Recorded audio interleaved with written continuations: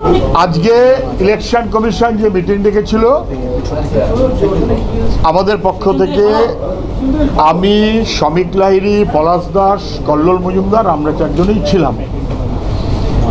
মনে হলো যে স্টেট ইলেকশন স্টেট তো না, সিইও অফিস ইল প্রিপেয়ার্ড, এমন এমন প্রশ্ন এসেছে, এমন এমন কথা এসেছে, genuine concern of the people এসছে, যার সবটা ওরা খুব এখনো পর্যন্ত তৈরি নয়।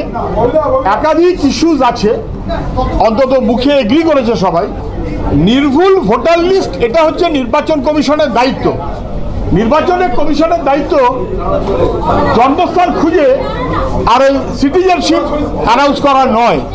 ফলে নির্বাচন কমিশন যেন নির্ভুল ভোটার লিস্ট করে, এই কারণে 1-2 করে আমরা যা যা বলেছি, আমার ধারণা সবাই অন্তত মিটিংয়ের মধ্যে হ্যাঁ বলেছেন, মিটিংয়ের মধ্যে কেউ খুব একটা না বলেননি। 1, 2 বিএলএরা, তারা বিএলও যদি এলাকার বুথের বাইরের হয়, হোয়াই নট বিএলএস, সবাই এগ্রি করেছে যে ঠিকই বাইরের হওয়া উচিত, প্রয়োজনে হতে পারে।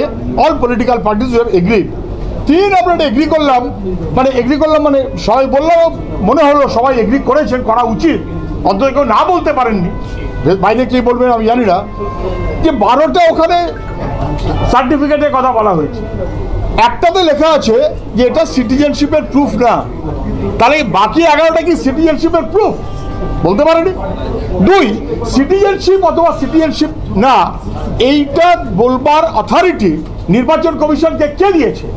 নাকি স্বরাষ্ট্র মন্ত্রক তাদের যে কাজ তারা ফেল করেছে বলে তাদের এক্সটেন্ডেড ডিপার্টমেন্ট হিসেবে ইলেকশন কমিশনকে ব্যবহার করছে? এই প্রশ্নের কোনো উত্তর আমরা পাইনি। 4 এই নানান অনেকগুলো ক্ষেত্রে আমরা হয়তো সহমত হয়েছি যে এরকম অনেক জায়গা আছে যাদের কাছে 11টার কোনোটাই নেই বা 12টার কোনোটাই নেই, 11টার একমাত্র হয়তো আধার আছে, বাকিগুলো নেই। সেগুলোর ক্ষেত্রে কি হবে? ওরা বলেছে না, এগুলো আমরা দেখবো বা দেখবার চেষ্টা করব।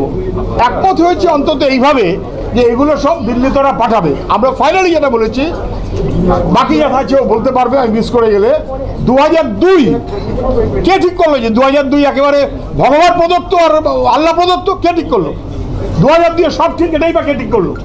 যে মানুষটা গত 5টা-7টা ভোটে ভোট দিয়েছে, 2024-এ দিয়েছে কি 21-এ দিয়েছে কি 19-এ দিয়েছে কি 16-তে দিয়েছে, তারা ইলেকশন কমিশনের ভোটার লিস্ট অনুযায়ী তারা বৈধ, তাই তারা ভোট দিয়েছে।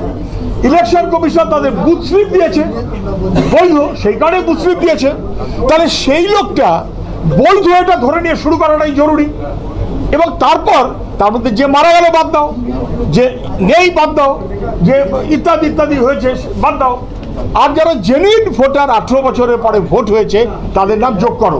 কারুর পলিটিক্যাল পারপাস থাকবে, অনুপ্রবেশকারী বলে দাঁড়িয়ে দিয়ে গরিব মানুষের সর্বনাশ করবে, এটা আমরা হতে দেব না। আবার কারুর যদি মনোভাব হয় ভুলে ভরা ভোটার লিস্ট থাকুক, তাহলে তার দায় ইলেকশন কমিশনের ঘাড়ে পড়বে। আমরা এই সমস্ত কাগজপত্র নিয়ে এসেছিলাম, কিন্তু একটা ওয়ার্ড আর কত দেখতে চান, আর আপনারা কেন খুঁজে পান না? এই যে আমাদের কাছেই তো আছে, এই কোথায় কত মারা গেছে এই 2 বছরে, তো ডেথ রেজিস্টারের মধ্যেও আছে। ইলেকশন কমিশন পায় না কেন? পাড়ার ছেলেরা পায় কেন? আর একটা কথা আমরা বলেছি যে যখন ইলেকশন কমিশন এসআইআর করছে, তখন পাশাপাশি এসআইআরে যদি তোমাদের নাম বাদ চলে যায়, এসো আমাদের কাছে, আমরা সিএ ক্যাম্প করছি, এটা মনে হচ্ছে যে ইলেকশন কমিশনের একটা সেকেন্ড কোনো হাত কোটারমিনাস পদ্ধতিতে কাজ করছে। Election commission must try to end it, must ensure ending it. এটা হতে পারে না যে এখানে সিইও ক্যাম্পও চলবে, সিইও না সিএ, আর এখানে এসআইআরও চলবে। এই দুটো একসাথে করার মধ্য দিয়ে গুলিয়ে দিয়ে বাংলার মানুষের প্রতি অনেক অসভ্যতা হয়েছে। No further. বাংলা ভাগ হয়েছে, অপরাধ বাংলার মানুষের না, তার জন্য কেউ বাংলাদেশি হয়েছে, কেউ ইন্ডিয়ার হয়েছে, এবং সেই কারণে বাংলাদেশি বলে বাংলা ভাষীকে বিপন্ন করার যে প্রচেষ্টা দিল্লি থেকে, আরএসএস এর প্রকল্প, এসব এগুলো আমরা কোনোভাবেই মানছি না।